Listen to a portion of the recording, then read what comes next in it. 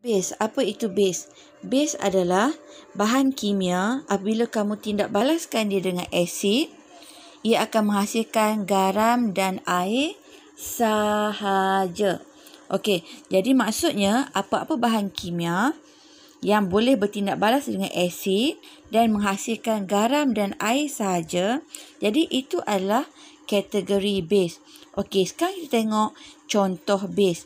Okey, contoh base adalah oksida logam dan hidroksida logam.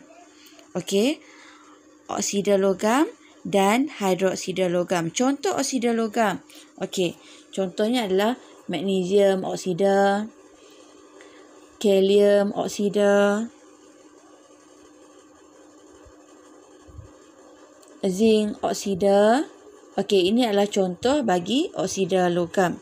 Okey, bagi hidroksida logam. Okey, hidroksida logam boleh kalium hidroksida, natrium hidroksida, magnesium hidroksida.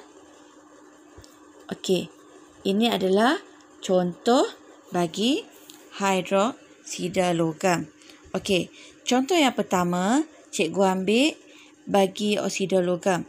Oksida logam, magnesium oksida. Okey, kalau magnesium oksida, cikgu tindak balaskan dia dengan asid hidroklorik. Okey, ini magnesium oksida bertindak balas dengan asid hidroklorik dan akan menghasilkan magnesium klorida dan air. Ini adalah garam, ini adalah air. Okey, contoh yang kedua, cikgu ambil kalium hidroksida. Okey, kalium hidroksida. Ini kalium hidroksida. Apabila bertindak balas dengan asid hidroklorik, ia akan menghasilkan kalium klorida dan air. Okey, jadi kalium klorida ni adalah garam dan ini adalah air. Okey, base. Base ada yang larut dalam air dan ada yang tidak larut dalam air. Sebelum ni kamu dah tahu base adalah oksida logam dan hidroksida logam.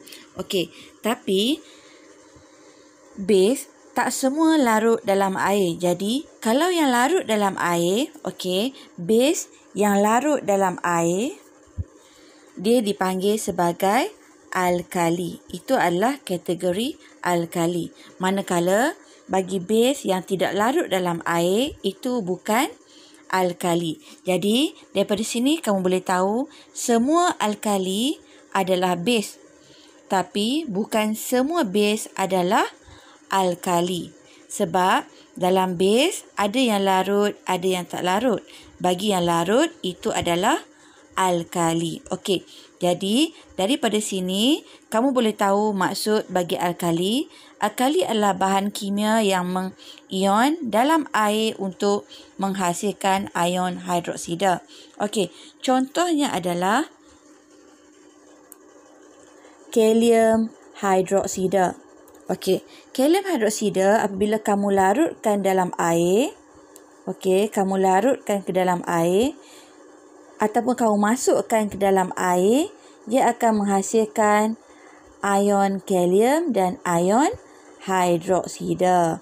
Okey, jadi maksudnya kalau kalium hidroksida apabila kamu larutkan dalam air, dia akan menghasilkan ion hidroksida.